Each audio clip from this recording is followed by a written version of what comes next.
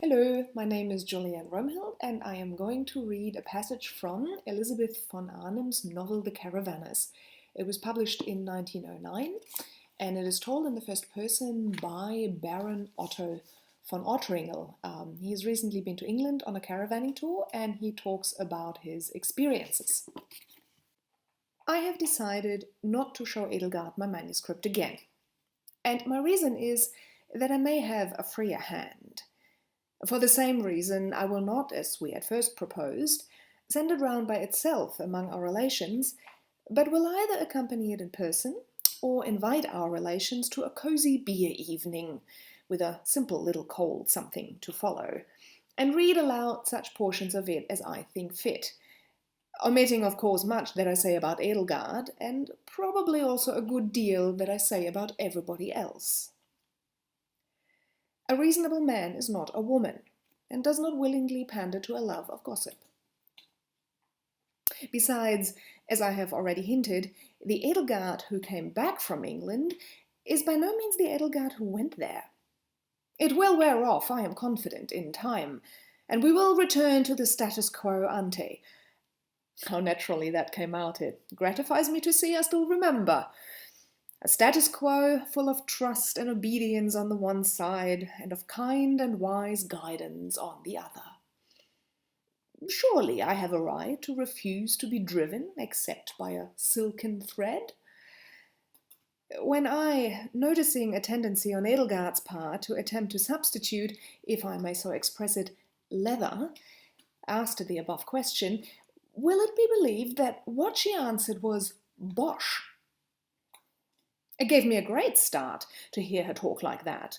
Bosh is not a German expression at all. It is purest English.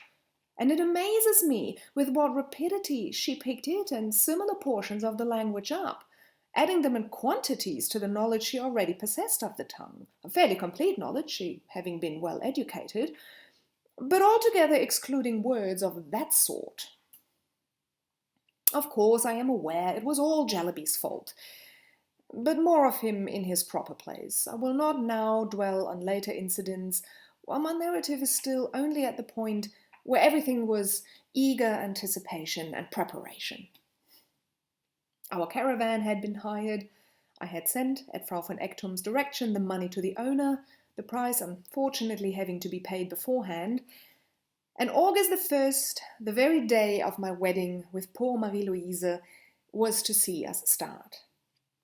Naturally, there was much to do and arrange, but it was pleasurable work, such as getting a suit of civilian clothes adapted to the uses it would be put to, searching for stockings to match the knickerbockers, and for a hat that would be useful in both wet weather and sunshine. It will all be sunshine, said Frau von Ektum, with an unusually pretty smile. It includes the sudden appearance of 2 dimples. When I expressed fears as to the effect of rain on the Panama that I finally bought, and which, not being a real one, made me anxious. We saw her several times, because of our need for hints as to luggage, meeting place, etc., and I found her each time more charming. When she was on her feet, too, her dress hid the shoes, and she was really helpful, and was apparently looking forward greatly to showing us the beauties of her sister's more or less native land. As soon as my costume was ready, I put it on and drove out to see her. The stockings had been a difficulty, because I could not bear, accustomed as I am to cotton socks, their woolen feet. This was at last surmounted by cutting off their feet and sewing my ordinary sock feet onto the woolen legs. It answered splendidly. An Edelgard assured me that with care no portion of the sock, which was not of the same colour, would protrude. She herself had sent to Berlin to Wertheim for one of the tailor-made dresses in his catalogue, which turned out to be of really astonishing value for the money, and in which she looked very nice, with a tartan silk blouse and a little Tyrolese hat and a pheasant's feather stuck in it. She was so much transformed that I declared I could not believe it was our silver wedding journey, and that I felt exactly as I did 25 years before. But it is not our silver wedding journey. she said with some sharpness. Dear wife, I retorted surprised, you know very well that it is mine, and that what is mine is also by law yours, and that therefore, without the least admissible logical doubt, it is yours. She made a sudden gesture with her shoulders that was almost like impatience. But I, knowing what victims the best of women are to incomprehensible moods, went out and bought her a pretty little bag with a leather strap to wear over one shoulder and complete her attire, thus proving to her that a reasonable man is not a child and knows when and how to be indulgent. Frau von Ektum, who was going to stay with her sister for a fortnight before they both joined us, the sister I regretted to hear was coming too, left in the middle of July. Fritz, at that time, incomprehensibly to me, made excuses for not taking part in the caravan tour, but since then light has been thrown on his behaviour. He said, I remember, that he could not leave the pigs. Much better not leave his sister, said Edelgard, who, I fancy, was just then a little envious of Frau von Ektum. Dear wife, I said gently, we shall be there to take care of her, and he knows she is safe in our hands. Besides, we do not want Fritz. He is the last man I can imagine myself ever wanting. It was perfectly natural that Edelgard should be a little envious, and I felt it was, and did not therefore in any way check her. I need not remind those relatives who will next winter listen to this, that the Flitzes of Flitzburg, of whom Frau von Ektum was one, are a most ancient and still more penniless family. Frau von Ektum and her gaunt sister, last time she was staying in Prussia, both Edelgard and I were struck with her extreme gauntness. They each married a wealthy man by two most extraordinary strokes of luck. For what man nowadays will marry a girl who cannot take, if not the lion's share, at least a very substantial one of the household expenses upon herself? What is the use of a father if he cannot provide his daughter with the money required suitably to support her husband and his children?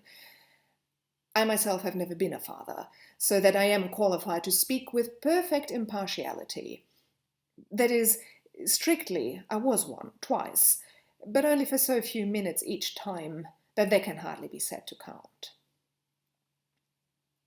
The two von Flitz girls married so young and so well, and have been, without in any way really deserving it, so snugly wrapped in comfort ever since, and Frau von Ektum actually losing her husband 2 years after the marriage and coming into everything, that naturally Edelgard cannot be expected to like it. Edelgard had a portion herself of 6,000 marks a year besides, an unusual quantity of house linen, which enabled her at last, she was 24 when I married her, to find a good husband. And she cannot understand by what wiles the two sisters, without a penny or tablecloth, secured theirs at 18. She does not see that they were is the better word in the case of the gaunt sister, attractive. But then the type is so completely opposed to her own that she would not be likely to. Certainly I agree that a married woman, verging, as the sister must be, on 30, should settle down to a smooth head and at least the beginnings of a suitable embonpoint. We do not want wives like lieutenants in a cavalry regiment. And Edelgard is not altogether wrong when she says that both Frau von Ektum and her sister make her think of those lean and young, elegant men. Our lean woman, with her restlessness of limb and brain, is far indeed removed from the soft amplitudes and slow movements of her who is the ideal wife of every German better-class bosom.